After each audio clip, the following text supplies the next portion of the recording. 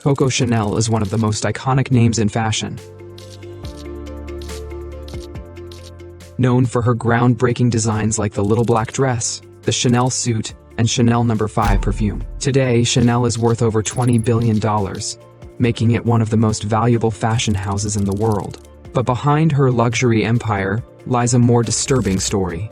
One marked by ambition, manipulation, and controversial affiliations that have left a complicated legacy. Let's take a look at how Chanel built her multi-billion-dollar empire, and the darker truths behind her rise to fame. Early life and struggle. Gabrielle Chanel was born on August 19, 1883, in Saumur, France. Her childhood was marked by hardship. Her mother, a laundress, died when Chanel was just 12, and her father abandoned her shortly after. Orphaned and left to fend for herself, Chanel was sent to a convent orphanage, where she learned to sew, a skill that would define her future. At the orphanage, Chanel's tough exterior began to take shape. She was emotionally distant, shaped by years of neglect and loss. The experiences of her early life would influence her character, making her both resilient and ruthless as she worked to escape poverty and achieve success. After leaving the orphanage, Chanel worked briefly as a singer in cafes, earning her nickname, Coco. But it was her skill with the needle that set her on a path to greatness. In 1910, with financial help from a lover, she opened a modest hat shop in Paris. This would be the first step in her climb to fame. Building the brand. Chanel's big break came in 1913, when she opened a boutique in the seaside town of Deauville. Here she introduced an entirely new concept. Simple, comfortable clothing, made from jersey fabric, a material typically used for men's underwear. It was a revolutionary departure from the stiff, corseted dresses that dominated women's fashion at the time. Her designs were practical, yet elegant, appealing to wealthy women who wanted something more relaxed but still fashionable. Chanel's ability to see the changing needs of modern women gave her a unique edge in the fashion world. She created a look that reflected the times, active, liberated, and stylish. By 1920, her fashion house was thriving, and Chanel had cemented her status as a visionary in the fashion world. But Chanel's success didn't come purely from her talent. She was also a master at leveraging relationships. Throughout her life, Chanel was linked to powerful men, including the wealthy British businessman Arthur Boy Capel, who financially supported her early endeavors. She was also adept at building influential connections, securing both financial backing and social credibility that helped her business grow.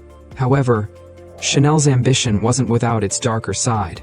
Her rise to power came not just from design, but from calculated, often ruthless actions that allowed her to secure control of her empire. The Nazi connection. One of the darkest and most controversial chapters of Chanel's life began during World War II. When Nazi Germany occupied France, Chanel's life took a sharp turn. During this time, she became romantically involved with Hans Gunther von Dinklage, a high-ranking German intelligence officer. Their relationship was not only personal but politically significant. Chanel's ties to the Nazis became deeply intertwined with her business and her personal ambitions. Chanel moved into the Ritz Hotel in Paris, which had become a headquarters for Nazi officers. Here, she had direct access to German officials, and it's believed that she used this connection to further her own business interests. In particular, Chanel tried to leverage the war to gain full control of her perfume business, which had been a joint venture with the Jewish Wertheimer family.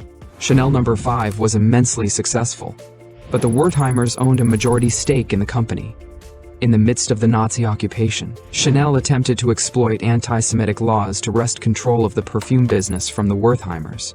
She tried to force them out of the company by invoking Nazi policies that allowed Aryan ownership of businesses. However, the Wertheimers, who had fled to America, outmaneuvered her. Despite her efforts, they retained control of the brand, which would go on to become even more successful after the war. Chanel's collaboration with the Nazis was not just a matter of opportunism. It also hinted at her own anti-Semitic leanings. Some accounts suggest that she shared Nazi ideologies, making her ties to the regime more than just strategic. After the war, Chanel faced investigation for collaboration with the enemy, but due to her connections, most notably, her relationship with Winston Churchill's allies, she avoided prosecution.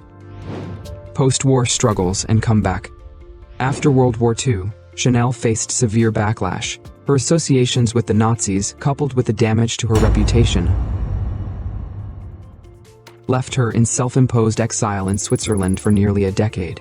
The Wertheimer family regained control of the Chanel perfume business, and the brand struggled to regain its former glory. However, Chanel's story did not end in obscurity. In 1954, at the age of 71, Chanel made a triumphant return to the fashion world. Despite the changes in fashion, her designs continued to resonate with women. In particular, her return to the Chanel suit and the little black dress, both symbols of elegance and simplicity, were embraced by post-war society. Her ability to adapt to the modern era while maintaining her core aesthetic proved crucial to her resurgence. Chanel's second act was marked by her renewed business acumen. The Wertheimers, who had once clashed with her, supported her return to the industry, and she was able to reclaim control over her brand, especially the perfume empire. Chanel No. 5, which had struggled during the war, became a global sensation once again. It remains one of the most iconic fragrances to this day. Chanel today, a $20 billion empire. Coco Chanel passed away in 1971, but her legacy lives on in a multi-billion-dollar empire. Chanel, under the leadership of designers like Karl Lagerfeld, who took over as creative director in 1983, has become one of the most powerful luxury brands in the world. Today, Chanel is valued at over $20 billion, dominating not just fashion but fragrances, accessories, and luxury goods. The brand's continued success can be attributed to its ability to balance timeless design with modern relevance. However, Chanel's legacy remains complex. While her talent and vision transformed women's fashion and helped shape the modern luxury industry, her personal life and business dealings were often marked by controversy. Her relationships with powerful men, her ties to the Nazis, and her ruthless business tactics left a stain on the glamorous exterior of the brand. Despite this, Chanel's name is synonymous with luxury, elegance, and sophistication. The brand's ability to endure through decades of changing social and political landscapes speaks to the lasting power of her vision. But as we celebrate Chanel's legacy, we must also confront the uncomfortable truths behind the empire she built. Conclusion.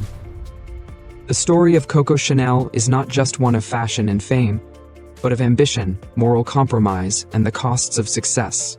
From her humble beginnings to creating a $20 billion empire, Chanel's journey is marked by both brilliance and controversy. Today, the name Chanel evokes luxury, elegance, and timeless style. Yet behind this carefully crafted image lies a woman whose legacy is as complicated as it is glamorous. As we continue to celebrate her contributions to fashion, we must also remember the darker aspects of her life. The alliances she made, the lives she affected, and the sacrifices she was willing to make in the pursuit of power and influence.